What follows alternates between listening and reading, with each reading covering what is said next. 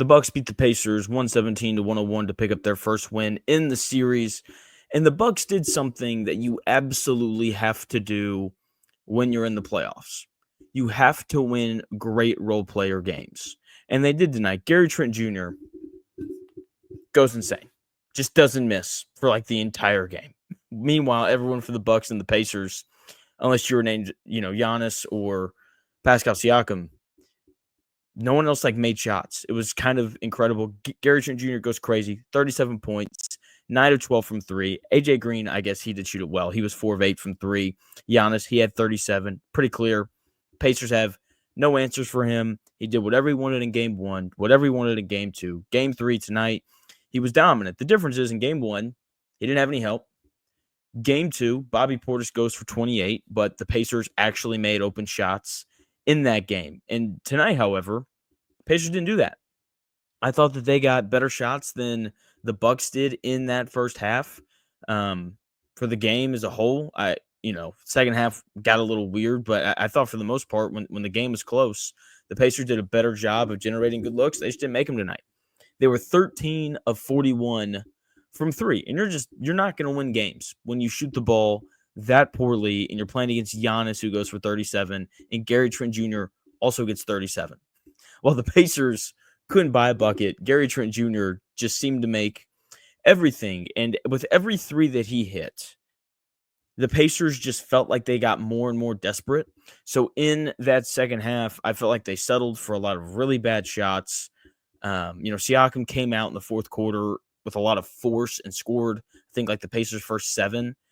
And Gary Trent Jr. had an answer every time down. I mean, Giannis is on the bench. Pascal Siakam's going crazy.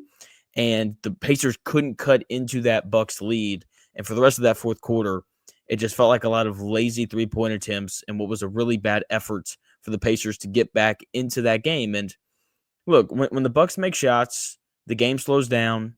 They're able to set their defense. And that's not what the Pacers want. The Pacers want to get up and down the floor.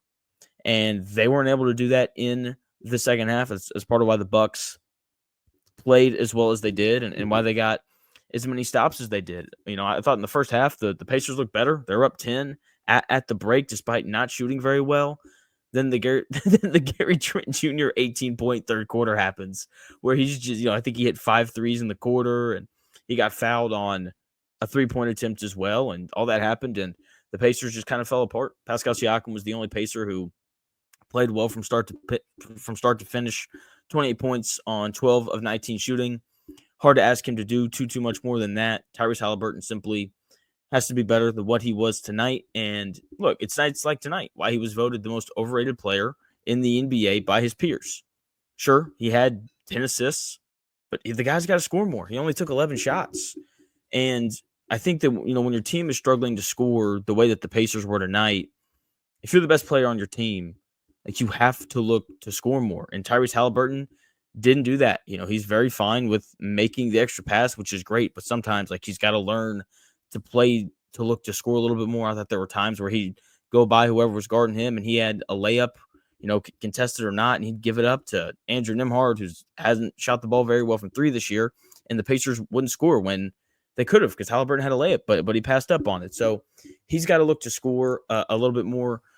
Congrats to the Bucks. They took advantage of a great role player game, and you have to do that when you're not as good as your opponent in a series. So game 4 is going to be awesome. Can't wait for it.